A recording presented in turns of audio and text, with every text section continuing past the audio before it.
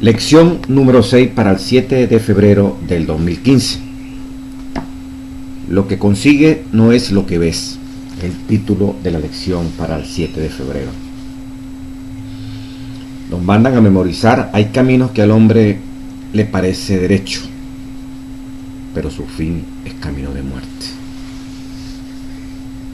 Lo que consigue no es lo que ves. Lo que ves no siempre es lo que es, lo que estás viendo.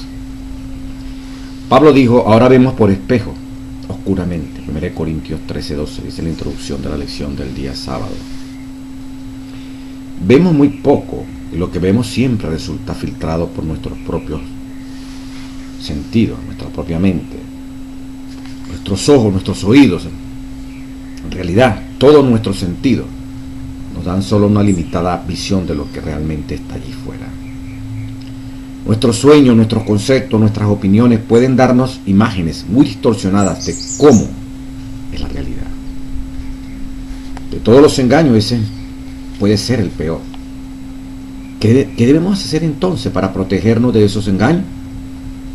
Proverbios nos da un consejo básico.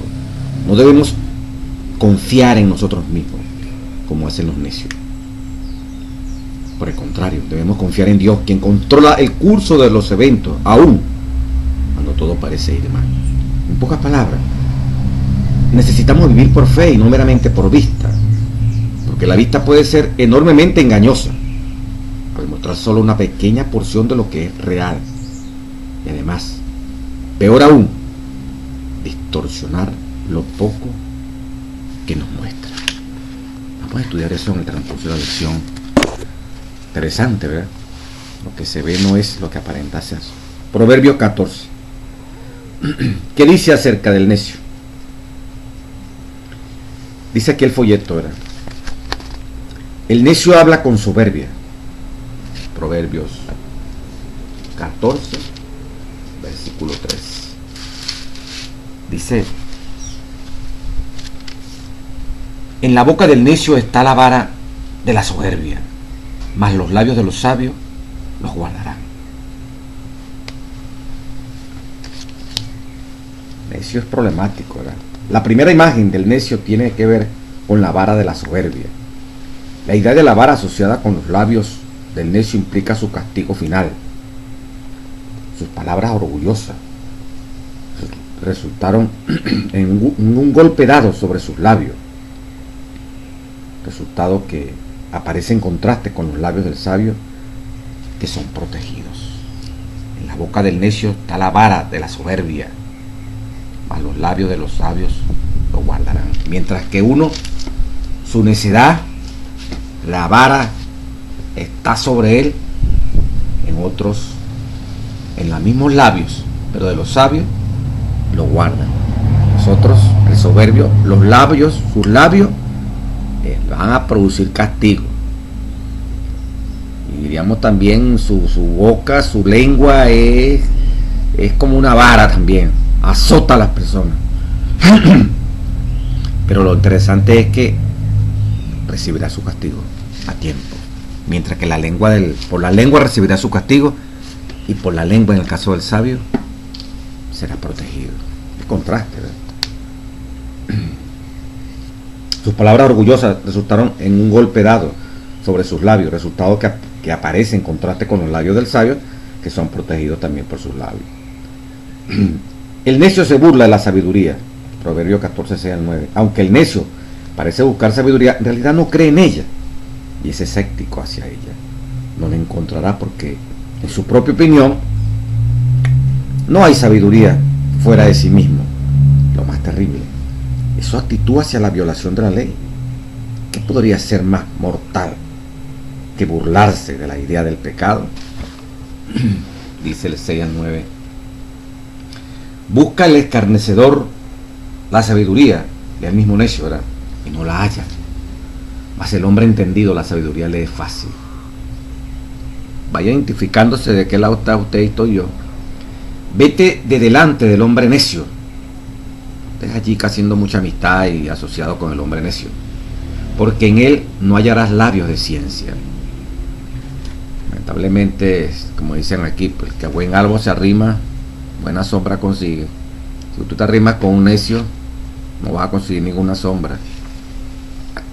En él no hallarás labios de ciencia. Y hay gente que le encanta. Hay hermanos que le encanta estar con la gente trivial, la gente necia, la gente que lo hace sonreír, con el payaso de la reunión, de la congregación, con aquel que con sus necedades, con sus trivialidades, con sus palabras, simplemente para hacer reír las personas, que eso es acechanza, eso es mercadería del diablo, como dice Testimonio para Ministros. Pero tienen un imán para atraer a los que son semejantes a ellos, que aunque no se comportan como un payaso, sin embargo gozan de las diferentes acciones de estos necios. Y como dice aquí, en él no hallarás, porque en él no hallarás labios de ciencia. Vete de delante del hombre necio. Versículo 8, 14, 8. La ciencia del prudente está en entender su camino. El prudente es el sabio. Mas la indiscreción de los necios es engaño. Los necios se burlan del pecado. Imagínense ustedes. Mas entre los rectos hay buena voluntad. El necio se burla del pecado. Se burla de la ley de Dios. ¿Quién ha dicho que robar es malo? Tú lo crees un ridículo. ¿Quién ha dicho que ser fiel en el matrimonio, ser fiel al trabajo, ser leal, ser correcto? No. Todo depende cómo te traten. Todo depende cómo son las circunstancias. Qué cuento de pecado, chico. Que se va a morir, se muere, se acabó. Es una burla. El necio no entiende. El necio está separado de Dios y considera que esa es una virtud. Se burla de estar separado de Dios. No tiene sabiduría aunque pretende alcanzarla. Es tremendo, ¿verdad? Dios nos libre de tal espíritu. Sigue diciendo, paradójicamente el necio se burla de esos idealistas que todavía creen en los valores de la sabiduría. Él ha perdido su capacidad de pensar críticamente acerca de lo que oye. Todo lo cree. La ironía de esta situación es que golpea el centro de la sociedad secular. Las personas escépticas ridiculizan a Dios y se burlan de la religión. Pretenden que estas creencias son para los niños y los ancianos. No obstante, ellos mismos creen a menudo en algunas cosas más tontas, tales como la creación de la vida sobre la tierra por solo el azar. En Proverbios 14, 16 y 29, como el necio cree que tiene la verdad dentro de sí mismo, no se toma tiempo para pensar. Él es autosuficiente. Su reacción será rápida, dictada mayormente por un impulso. El necio no piensa, el necio es impulsivo, el necio se deja arrebatar por las emociones. Y como no tiene sabiduría en sí, no tiene sabiduría porque no sabe lo que es la sabiduría. Él se cree sabio en sí mismo. Él cree que en él mismo reside todo lo que él tiene que hacer. Entonces, lamentablemente, fracasa. Como dice Proverbios 14 y 16. Como dice.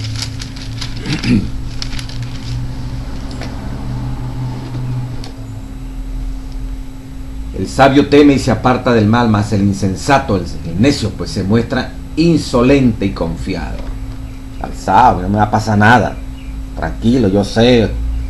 Bueno, se estrella. El 29 dice la palabra de Dios. El que tarda en airarse es grande en entendimiento, mas el que es impaciente de espíritu enaltece su necedad. El que tarda en airarse, que dice el Proverbios 14, 29, es grande de entendimiento. Pero el necio, ¿qué hace? Mas el que es impaciente de espíritu pone en grande la necedad. Qué contraste, ¿verdad? En el que tarda en airarse, es grande en entendimiento, y con el necio que es impaciente. ¿Cómo es usted? ¿Cómo soy yo? Somos tardos, somos un fósforo que rapidito nos prendemos, tenemos la mecha corta y ¡pum!, explotamos. El que tarda en airarse es grande en entendimiento, mas el que es impaciente de espíritu enaltece su necedad. O sea, el necio enaltece su necedad cada vez que no tiene control sobre sí mismo. Él es impulsivo, pues. Él se deja llevar por la presión del medio. En el 16:32 dice la palabra también: mejor es el que tarda en airarse que el fuerte, y el que se enseñorea de su espíritu, que es ese que tarda en airarse, mejor es que el que toma una subida. Palabra de nuestro Dios. Sigue también él diciendo el folleto, ¿verdad? El necio oprime a otros. Los mecanismos de la opresión, de la intolerancia, aparecen sugeridos en la psicología del necio. Es intolerante con los demás y los tratará con desprecio. Es tremendo, ¿verdad? Proverbios 14:21 dice la palabra de Dios. 14:21. Peca el que menosprecia a su prójimo, mas el que tiene misericordia de los pobres, ese es bienaventurado. El 31 dice: el que oprime al pobre afrenta a su hacedor, mas el que tiene misericordia del pobre lo honra. El necio es un problema en la sociedad, señoras y señores. El necio ataca, destruye. Es increíble la actitud del necio. Y un último aspecto del necio, dice en el 14:1: la mujer sabia edifica su casa, construye, mas la mujer que es necia con sus manos la derriba. Tremendo, ¿verdad? La verdad de los necios. Primera parte de la lección. Segunda parte del lunes 2 de febrero, dice la revelación.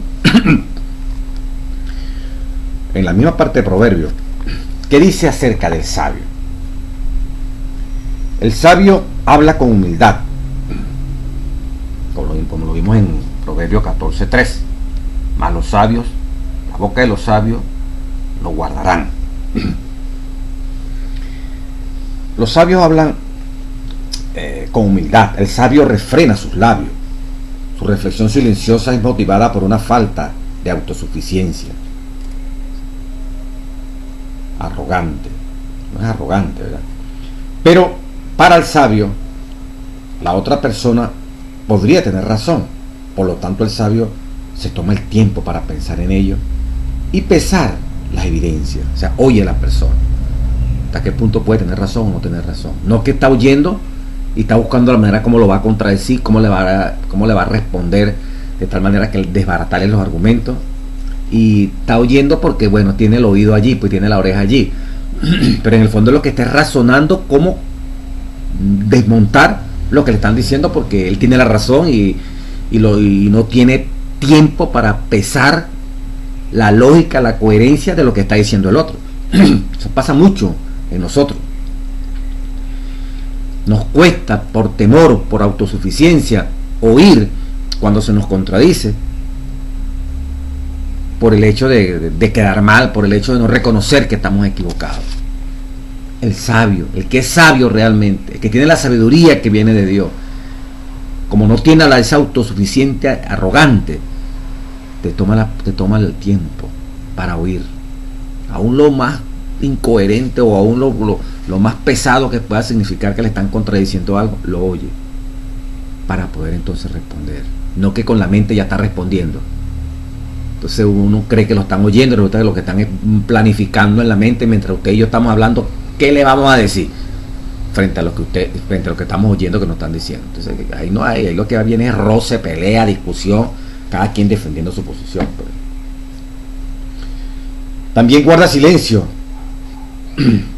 porque escucha, listo para aprender de los demás. Y también porque si hay que aprender, ¿cuál es el problema? Porque acaso que uno se la sabe toda, acaso que uno es infalible. No. El sabio, dice aquí, valora el aprendizaje y el conocimiento.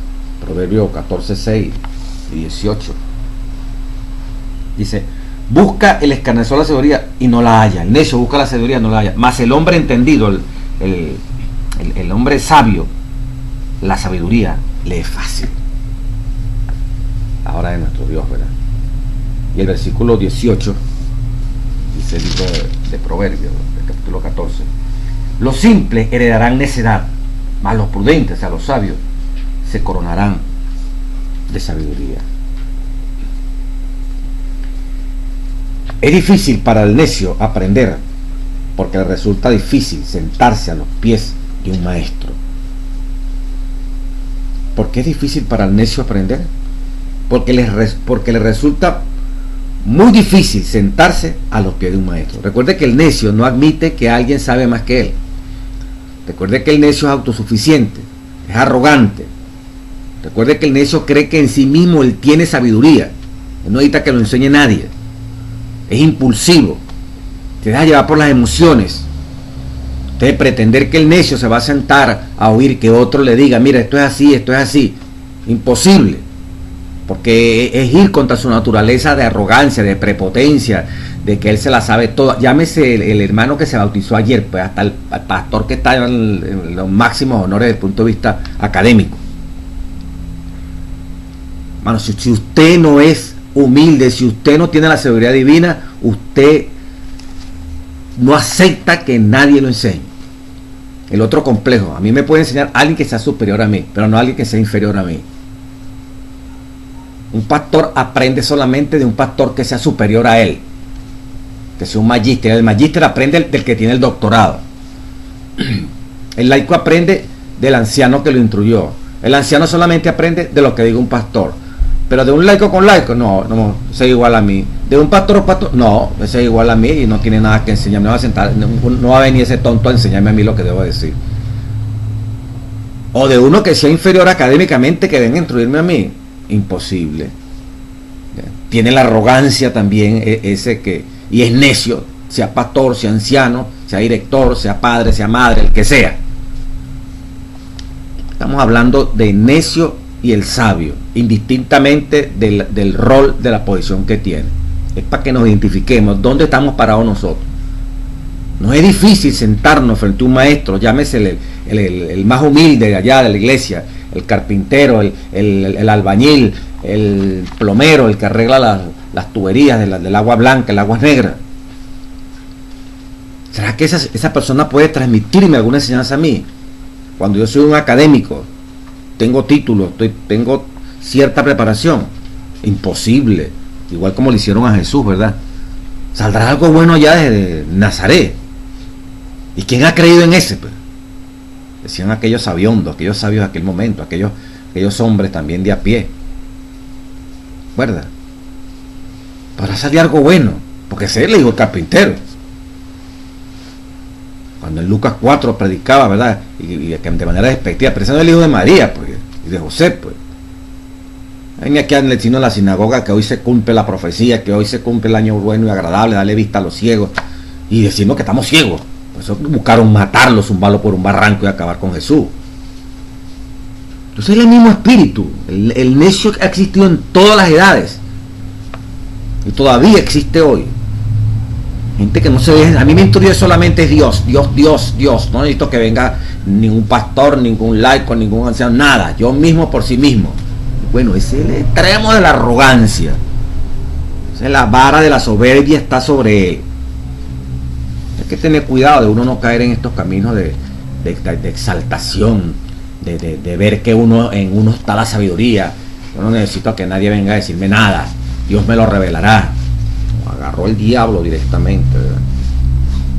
Entonces el necio le es difícil sentarse a los pies de un maestro. En contraste, es fácil para el sabio aprender por causa de su humildad.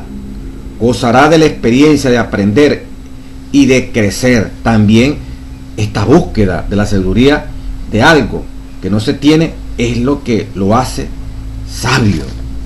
La sabiduría puede venir del hombre más sencillo que jamás pasó por una academia. Por eso el sabio piensa antes de responder. Por eso el sabio es prudente antes de dejarse llevar por el impulso. Por eso el sabio teme a Dios y se aparta del mal. El otro es impulsivo, el otro se deja llevar por la pasión, el necio. El sabio oye, sabe escuchar, tiene paciencia, piensa antes de actuar, piensa antes de hablar. Pon tu cerebro en funcionamiento antes que tu lengua la pongas en movimiento, como dice un dicho, ¿verdad? No primero ponga la lengua en movimiento, después pensar que lo que dije fue incorrecto, como pasa en Proverbios 25, 8 y 9, después lo puede buscar. Nos vamos de bruce, nos vamos de primera y después quedamos avergonzados porque lo que dijimos fue un error y nos desmontaron que realmente estábamos equivocados. El sabio es prudente, sabe escuchar, valoriza lo que está diciendo el otro, pesa las evidencias del otro, indistintamente de quién es el otro. No depende de quien me lo diga, depende por el canal que venga. Entonces se descalifica al mensajero para rechazar el mensaje. Pero ¿quién es ese que dice eso? Igual como dijeron de Jesús. Podrá ser muy correcto el dicho que se está hablando, pero ¿quién lo dice? ¿Quién es ese? Es el mismo que yo conozco. Este es del barrio, de la organización. Este es de mi pueblo. En mi pueblo no sale nada inteligente. Oh, hermano, tremendo necios somos, ¿verdad? El sabio valora el aprendizaje. Estamos viendo el contraste entre ahora del sabio. Valora el aprendizaje. El sabio habla con humildad, ¿verdad? Ya explicamos. Y el conocimiento. Proverbios 14, 6 y 18. 14, 6 dice: bueno, el sabio, más el hombre entendido, la sabiduría le es fácil para el sabio. El 18: los simples heredarán la necedad, mas los prudentes, que son los sabios, se coronarán de sabiduría.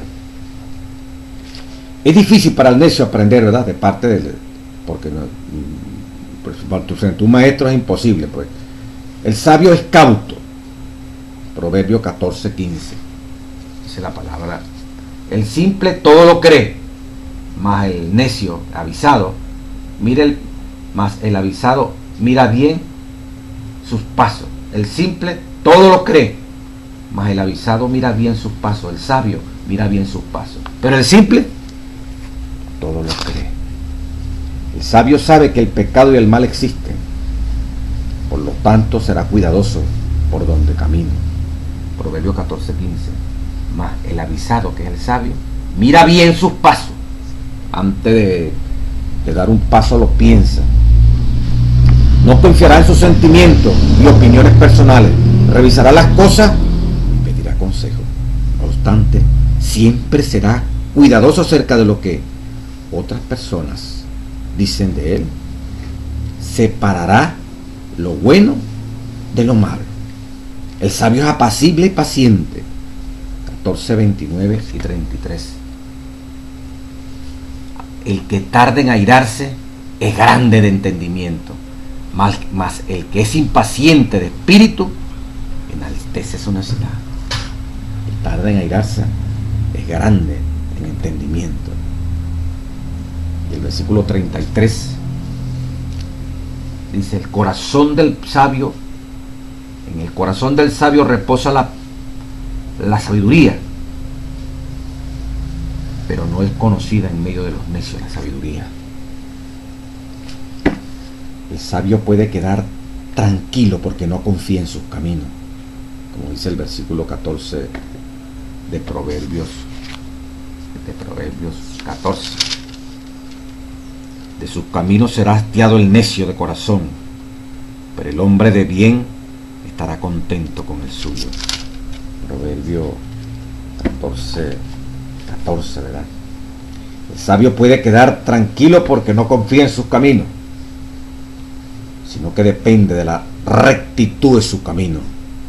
En el versículo 2, 14, 2. Su fe en Dios le permite relajarse y ejercer un control propio. Isaías 30, 15. El temor de Dios le da confianza. Proverbios 14, 26.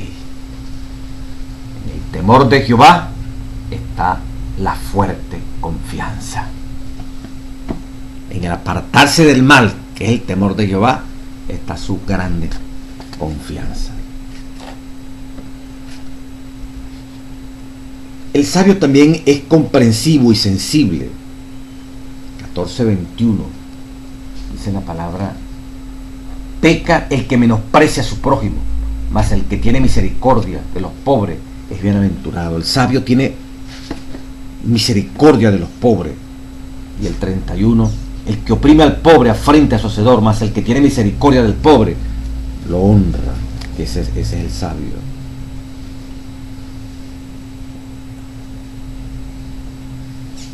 Dice, los dos mandamientos: amarás al Señor tu Dios con todo tu corazón y amarás a tu prójimo como a ti mismo, están vinculados. No podemos amar a Dios y al mismo tiempo tratar mal a las demás personas.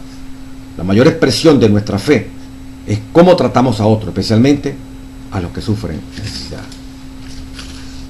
Por eso el sabio goza, es humilde, el sabio valora el aprendizaje, el conocimiento, el sabio es cauto, no cree todo lo que le dicen, el sabio es apacible, es paciente, el sabio es compasivo, el sabio es sensible.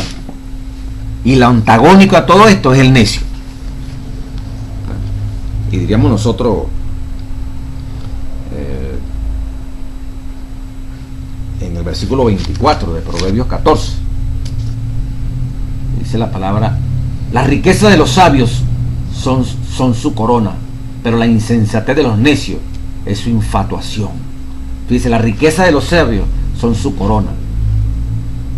La sabiduría que viene de Dios es su corona, pero la insensatez de los necios, la estupidez de los necios, las cosas sin sentido de los necios, es precisamente su infatuación. Están infatuados, se dejan llevar por los sentidos, por lo primero que ven.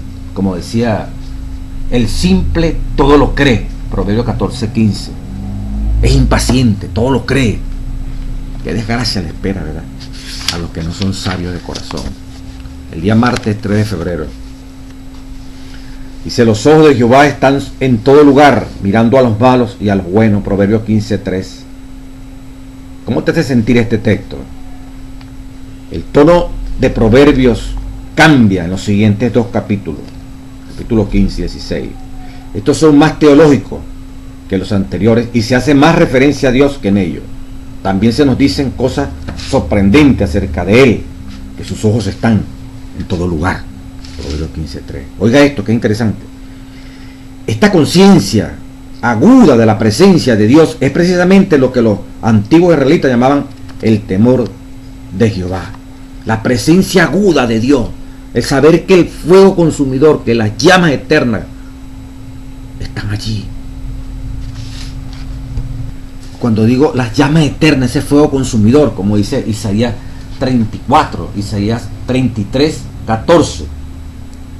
Los pecadores se asombraron en Sión, espanto sobrecogió a los hipócritas. ¿Quién de nosotros vivirá con el fuego consumidor? ¿Quién de nosotros habitará con las llamas eternas? El humilde, el sencillo, el sabio, como dice allí, ¿verdad?, inmediatamente. El que camina en justicia y habla lo recto, el que aborrece las ganancias de violencia. Y ahí comienza, como dice el Salmo 15. Pero aquí es Isaías 33, 14, 15 y 16. Los últimos dos versículos de Hebreos capítulo 12. O sea, agrademos a Dios con temor y reverencia. No dice con temor reverente, no, temor y reverencia, porque Dios es fuego consumidor. Y sin embargo podemos convivir con el fuego consumidor. Entonces allí se produce ese temor, como dice aquí. Esta conciencia aguda de que Dios mira y está en todas partes, de la presencia de Dios, es precisamente lo que los antiguos israelitas llamaban el temor de Jehová. El saber que estamos frente a las llamas eternas, frente al fuego consumidor. Por eso dice Filipenses 2:12-13, ocupado de vuestra salvación con temor y temblor. ¿Temor de qué? De que nos apartemos de sus caminos, de que nos apartemos de las bellas enseñanzas de la palabra de Dios. ¿Qué nos espera? Rosas, un gran abrazo y felicitación. Oh, hermano, como dice Juan 3:36, la ira de Dios está sobre nosotros si obedecemos esto. Y eso no es suave, solamente con el resplandor de su venida, si estamos nosotros vivos y hemos desechado a Dios, lo que nos espera es ser quemados en la segunda venida de Cristo. Y después nos levantarán después del milenio para ver la nueva Jerusalén con todos los salvados. Y fuego del cielo nos volverán a quemar otra vez, hermano. Primero, si estuvimos vivos para ver a Cristo y somos malos, el resplandor nos destruirá. Y luego después del milenio, 1000 años después de la segunda venida de Cristo, resucitan los malos para nuevamente recibir fuego que va a caer del cielo. Entonces usted y yo sabemos que eso es así. ¿Por qué no sentimos, ¿verdad? Como dice aquí, ese sentido de la presencia de Dios, esta conciencia aguda de la presencia de Dios, que sus ojos están en todas partes, que es fuego consumidor, que es llama de fuego, porque Él es fuego consumidor, como dice el último versículo del capítulo 12 de Hebreos. Con temor y temblor ocupamos nuestra salvación. No es que Dios vaya a separarse de nosotros, son nosotros si nos apartamos. Ese temblor existirá en la medida en que seamos desobedientes, porque no nos espera un camino de bendición, nos espera un camino de sufrimiento, de dolor. Entonces estamos frente a la presencia del que puede en un solo viaje volvernos colmo cósmico, hermano, que lo va a hacer en la medida que estemos separados de Él. Pero hoy extiende su misericordia. Hoy todavía está allí, como decía Jacob cuando vio aquella escalera, Génesis 28, ¿se acuerdan? Qué terrible, aquí estuvo Dios, y con nosotros está Dios aquí en la casa. Usted que está yendo la lección seguramente oró, está pensando en Él, ahí está Dios. Qué terrible está en la presencia de Dios cuando estamos en la iglesia, qué terrible está allí en la iglesia, ¿verdad? Ahí está Dios, y sin embargo comparecemos delante de Él, frente a las llamas eternas, frente al fuego consumidor, y no somos consumidos, y no somos quemados eternamente. Tenemos ese traje para protegernos. Ese traje lo tuvieron los 3 jóvenes hebreos en Daniel 3 cuando los metieron en el horno de fuego, ¿se acuerdan? Fueron protegidos, no se quemaron, estaban en la presencia del fuego que consume, de las llamas que destruyen, y sin embargo no les pasó absolutamente nada.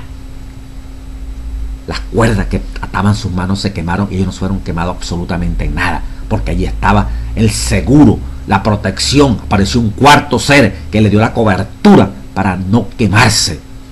Sus caracteres, su lealtad a la ley de Dios, no lo vamos a arrodillar frente a una estatua, que es la estatua de Nabucodonosor. No lo vamos a hacer. Bueno, los matamos, nos matarán, pero no desobedeceremos a Dios. Obediencia, a pesar de que todo se mostraba que era contrario, que iban a perecer, pero tenían las vestiduras anticandela, tenían a Cristo en su corazón. Cristo se le apareció y Nabucodonosor lo vio. Entonces, hermanos y amigos que están oyendo esta lección, indudablemente que Dios es fuerte, fuego consumidor, y destruyó a aquellos que cuando se le aumentó 7 veces más el calor de aquel horno, ¿se acuerdan? Donde metieron a los 3 jóvenes hebreos, Daniel capítulo 3, ¿qué fue lo que ocurrió? Cuando apenas colocaron a estos hombres, los metieron en ese horno, a los 3 jóvenes hebreos, el resplandor mató a esos hombres. Dios es fuego consumidor para el pecador, pero es fragancia, es frescura, ese fuego consumidor, esa llama eterna para que Él camina en obediencia. Pero nunca perdamos, hermano, como dice aquí, esa conciencia aguda de la presencia de Dios. Saber que Dios es grande, es poderoso, es fuego consumidor, es llama que puede quemar eternamente hasta que seamos destruidos plenamente. La misma asociación se encuentra en el Salmo: el ojo de Jehová está sobre los que lo temen. Del mismo modo, como dice el Salmo 33:18, del mismo modo Job describe a Dios como mirando hasta los fines de la tierra y que ve todo lo que sucede bajo los cielos. Job 28:24. Por esto Job concluye: el temor del Señor es la sabiduría. Este proverbio nos recuerda la capacidad de Dios de ver el bien y el mal, no importa dónde estemos, como lo entendió Salomón, 1 Reyes 3:9. La verdadera sabiduría es la capacidad de discernir entre lo bueno y lo malo. En el ámbito humano, esta percepción nos debe ayudar a recordar siempre que debemos hacer el bien y nunca el mal, porque Dios ve todo lo que hacemos, aún cuando nadie más lo advertía. Nos engañamos a nosotros mismos pensando que por el momento nos salimos con la nuestra, haciendo el mal, que realmente nos escapamos con él. A la larga, nunca es así. Entre cielo y tierra, hermanos, no hay nada oculto. Por lo tanto, seamos diligentes, pues no hay cosa creada que no sea manifiesta en su presencia. Antes bien, todas las cosas están desnudas y abiertas a los ojos de aquel a quien tenemos que dar cuenta. Hebreos 4:13, palabra de Dios. El versículo anterior, del versículo 12 de ese Hebreos 4:12, dice: porque la palabra de Dios es viva y eficaz y más cortante que toda espada de dos filos, y penetra hasta partir el alma y el espíritu, las coyunturas y los tuétanos. Esa palabra de Dios que discierne los pensamientos, sabe lo que tú estás pensando y yo estoy pensando, y las intenciones del corazón. Miren ustedes, no solamente lo que pensamos, ¿por qué lo estamos pensando? Eso lo sabe Dios. ¿Cómo estás tú y yo frente a Él? Frente a ese Dios que nada hay desnudo delante de Él. Por eso 1 Corintios 4:5, miren lo que dice. 1 Corintios 4:5, está seguidito. Así que no juzguéis nada antes de tiempo, hasta que venga el Señor, el cual aclarará también lo oculto de las tinieblas. Oiga, de cielo y tierra no hay nada oculto, hermano. Y manifestará las intenciones de los corazones. No manifestará lo que pensamos o lo que hicimos, no, que manifestará las intenciones de nuestros corazones. Y entonces cada uno recibirá su alabanza de Dios. Cada quien se le pagará conforme fueron sus obras. Lo mismo te encuentra en Eclesiastés, ya finalizando, ¿verdad? El capítulo 12, finalizando el libro de Eclesiastés. Estamos buscándolo aquí, Eclesiastés 12. Ahora, hijo mío, 12:12 en adelante. Ahora, hijo mío, a más estudio, a más de esto, sea amonestado. No hay fin de hacer muchos libros y de mucho estudio, es fatiga la carne.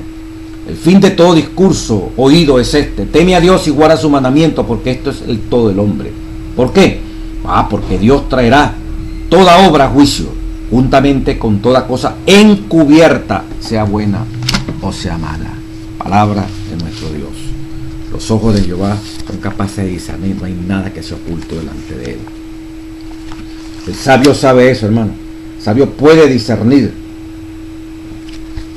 Tiene ese concepto claro de lo que es el temor de Dios, el gozo de Dios. Proverbios 15. ¿Por qué el gozo es un bien tan grande para el hombre? La Escritura nos promete una vida. La Escritura no nos promete una vida sin prueba. Interesante, mire, porque en la traducción Reina Valera, algunas traducciones Reina Valera, no está tan amplio este concepto. Ya lo va a escuchar. La Escritura no nos promete una vida sin pruebas, dice el miércoles 4 de febrero. Cuando Jesús mismo dijo: basta cada día, 6:34, Mateo 6:34. Normalmente leemos en la Biblia: basta cada día su propio afán. Pero en el griego directamente, como aparece aquí en el folleto y en algunas Biblias, la misma Reina Valera, ya de 1960, dice: basta cada día su propio mal. También se traduce su propio problema. Proverbios 15:15 explica que en medio de los días malos, el que mantiene un corazón contento lo pasará mejor.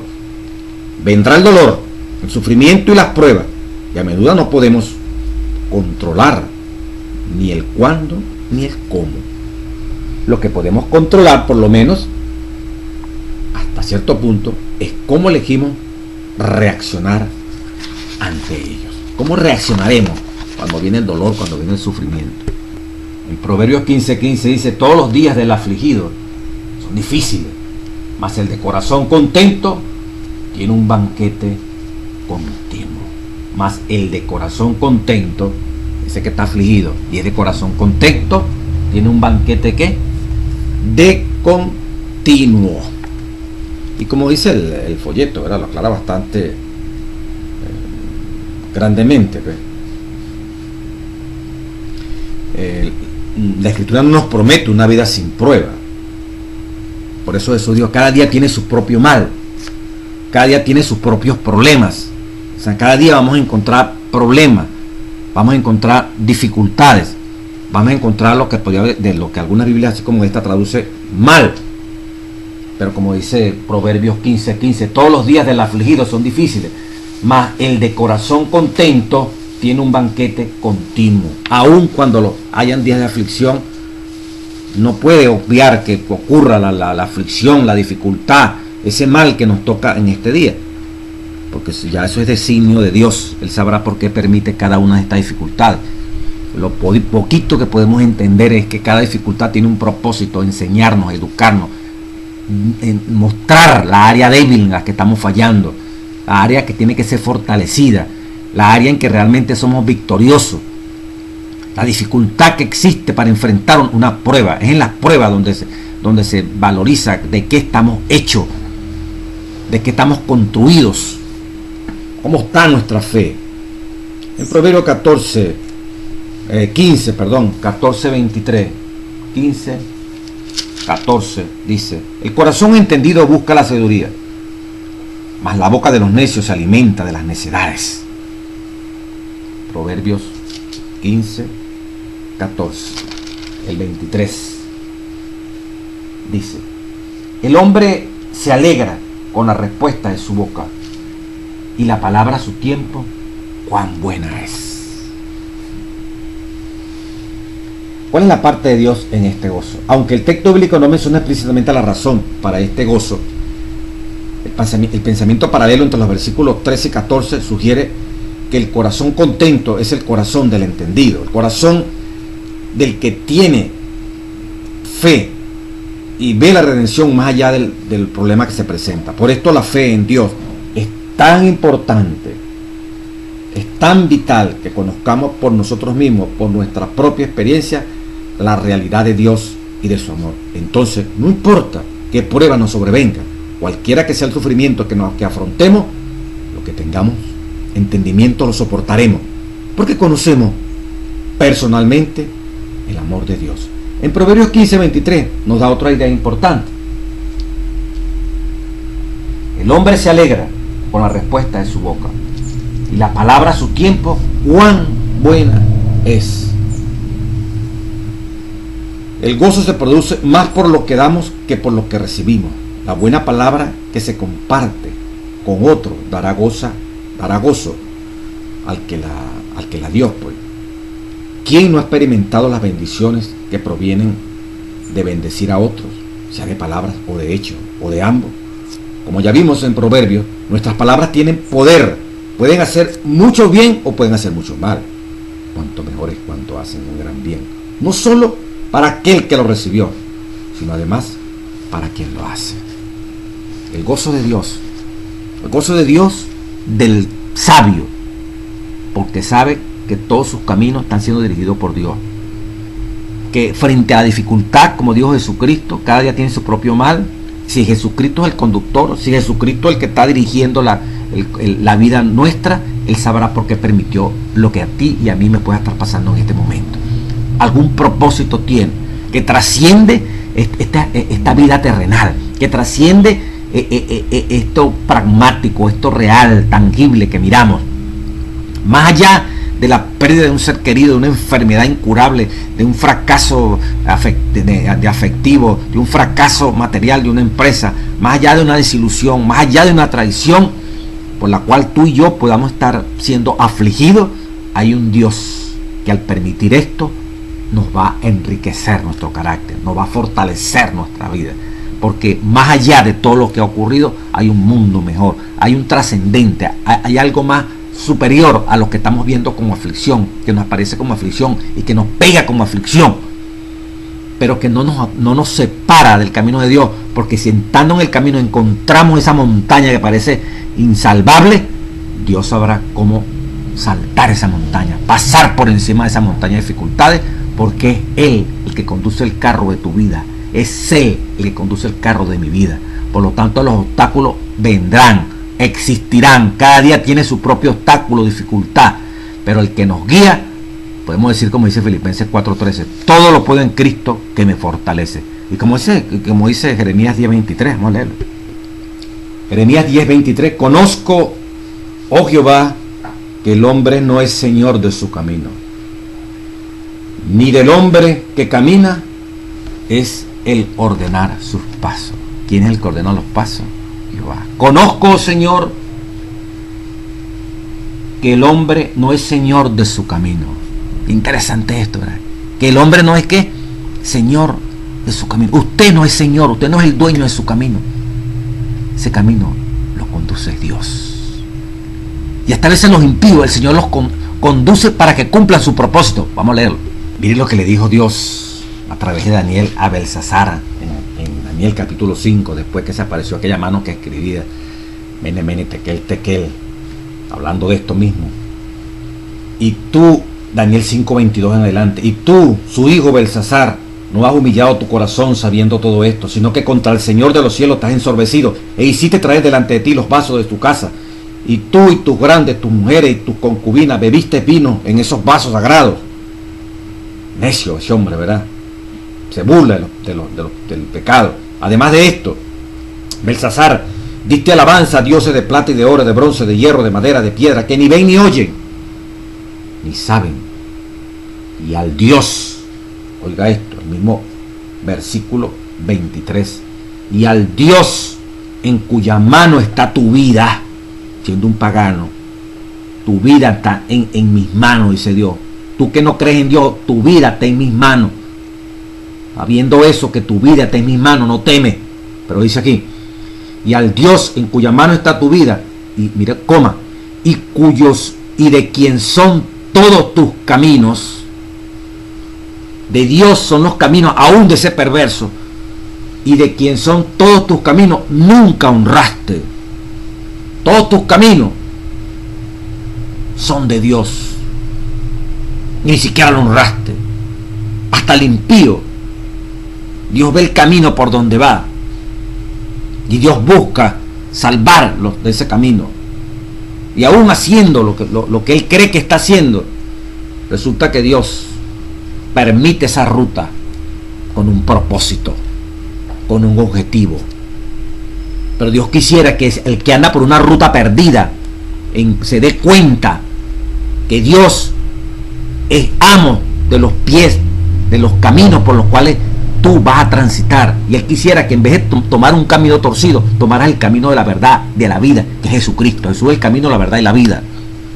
Dios quisiera que en vez de caminar en pos de tu propia vida y a lo que a ti te da la gana, sin embargo Dios interviene allí para que no sea lo que tú quieras, sino que hasta esa libertad, ese libre albedrío que tú ejerzas, tiene un control. Dios no va a permitir más allá de lo que estropea el propósito redentor y salvador que tiene contigo. Tú eliges, si es verdad, yo elijo, pero la elección nunca va a ir más allá de lo que puede tropezar los propósitos de Dios. Mire cómo le dijo este rey: no te diste cuenta de que tus caminos, no te diste cuenta de que todos tus caminos y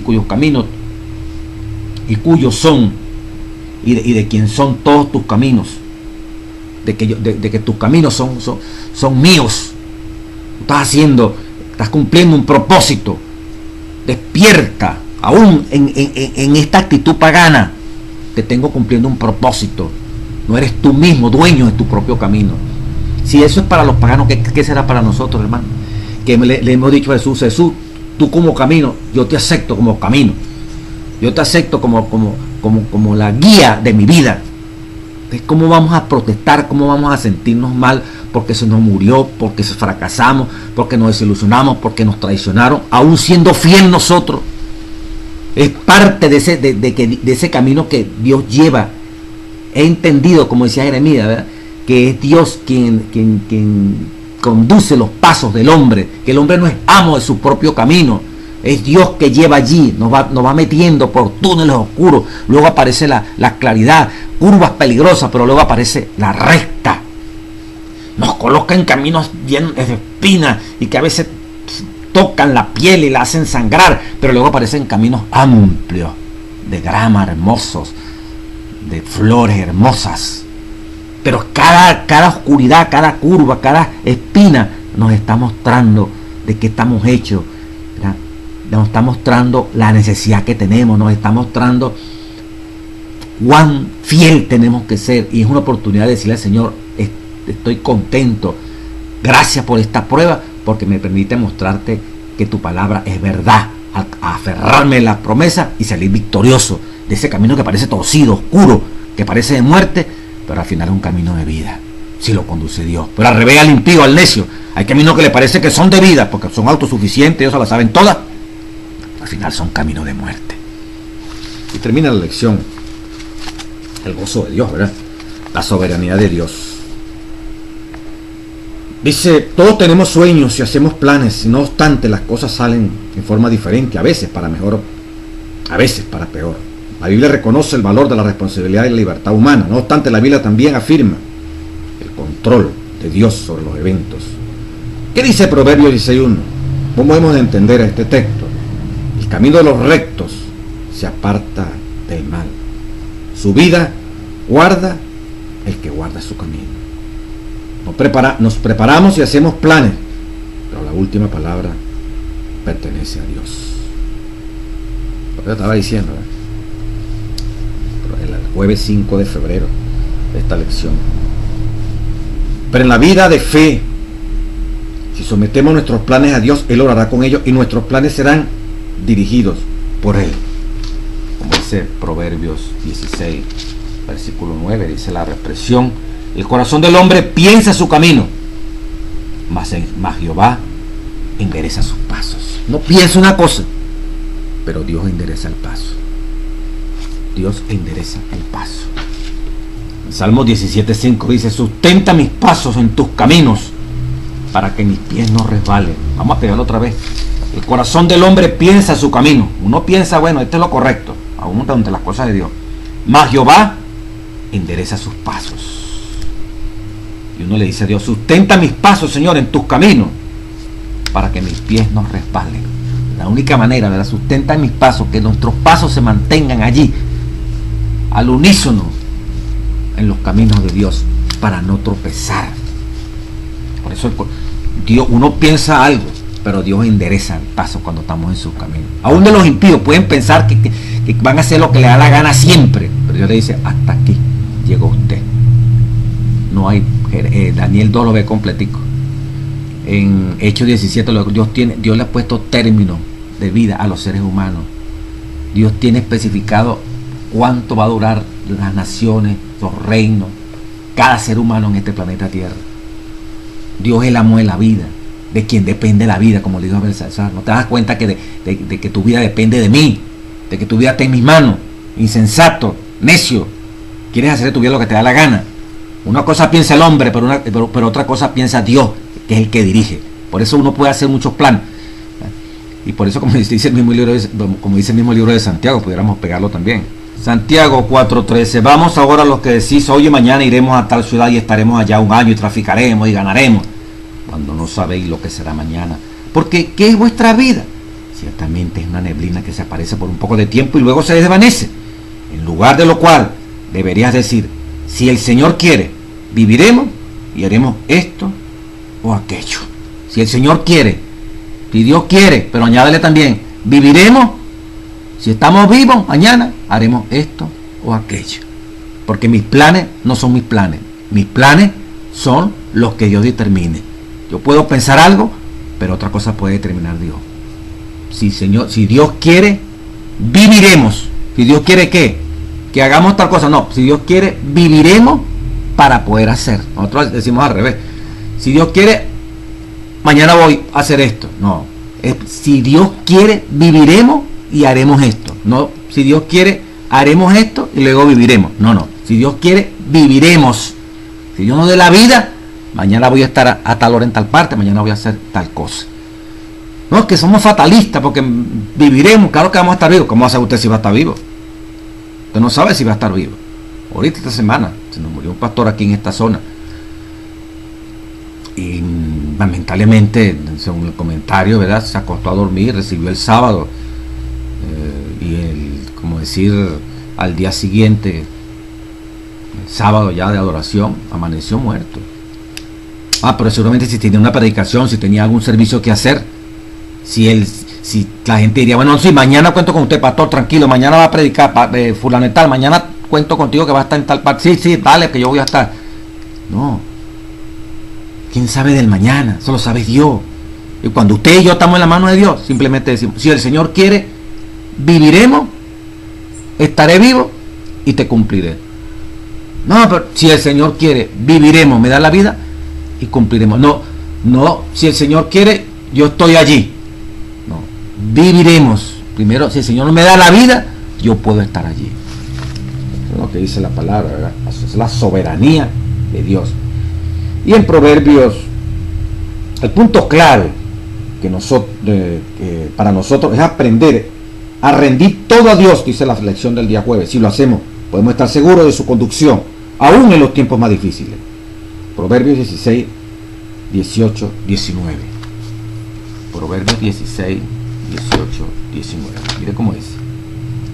Proverbios 16, 18 y 19. Y vamos terminando. Antes del quebrantamiento, antes de uno ser quebrantado, era porque uno era soberbio. Y antes de la caída, la altivez. Uno cae por la altivez del espíritu, en este caso. Mejor es humillar el espíritu con los humildes que repartir despojos con los soberbios. La soberbia, la arrogancia, la avidez, la ambición que lleva a sentirse ser más grande que el otro. Eso produce caída. Dice, mejor es humillar el espíritu que los humildes que repartir con los despojos. Antes del quebrantamiento, antes de ser quebrantado, es la soberbia. La soberbia va antes del quebrantamiento. Se es quebrantado por soberbio, por ambicioso. Antes de la caída, la altivez de espíritu. La altivez de espíritu, la soberbia. El que ambiciona más de lo que no debe tener, el ambicioso, se vuelve altivo de rostro. Bueno, antes de la caída es porque fue altivo. Antes del quebrantamiento era porque estaba lleno de soberbia. Entonces, Dios, la Biblia no deja lugar para el azar, pero aun cuando pensemos que el curso de los eventos es guiado por el azar, podemos confiar en que Dios sigue estando en los controles. Bonito, ¿verdad? Vamos a leer otro texto aquí. Mire cómo dice Proverbios 16, 33. La suerte se echa en el regazo. Para aquellos que echan suerte. Vamos a sortear esto, a ver quién le va a quedar esto. La suerte se echa en el regazo, mas de Jehová es la decisión de ella. Aun cuando los hombres creen que esto es al azar, sin embargo, lo que sale allí es lo que Dios decidió. Nada está al azar. Nada es al azar. Proverbios 16, 33. La suerte se echa en el regazo. La suerte se echa en un frasco, una cosa. Y vamos a sortearte. Vamos a mover esto aquí para ver qué número va a salir. Para ver a quién le va a tocar la responsabilidad. Para aquellos que no debiera sido, uno le pide a Dios, Dios va guiando la decisión que vamos a tomar. Pero para aquellos que practicaban eso, para el mundo que practica esto de la suerte, vamos a ver que a quién le va a tocar, pues el que salga aquí. Se pretende que es el azar el que va a decidir. Usted sabe, bueno, eso fue al azar, nadie escogió a esa persona y no, eso fue al azar. No, dice aquí, mas de Jehová es la decisión de ella, de esa suerte que se echó. La decisión la tomó fue Dios, no el azar. ¿Cuánto más? Nosotros no estamos jugando al azar. Nosotros hemos confiado en nuestra vida a un Dios todopoderoso, capaz de ordenar nuestros pasos cada día mientras estemos en esta tierra. Cada día tiene su propio mal. Oremos porque este día, el mal que haya en este día, los problemas que haya en este día, Filipenses 4:13, todo lo puedo en Cristo que me fortalece. Dios ordena mis caminos. Dios pesa mis caminos. Mis caminos están en las manos de Dios. Por lo tanto, el tránsito, el lugar por donde nos toca pasar hoy, la montaña de dificultades, el obstáculo de hoy en día, ya está previsto por Dios. Y ya Dios ha visto que lo hemos superado, porque ningún obstáculo va a separarnos de las manos de Dios. Dios te bendiga, Dios te guarde.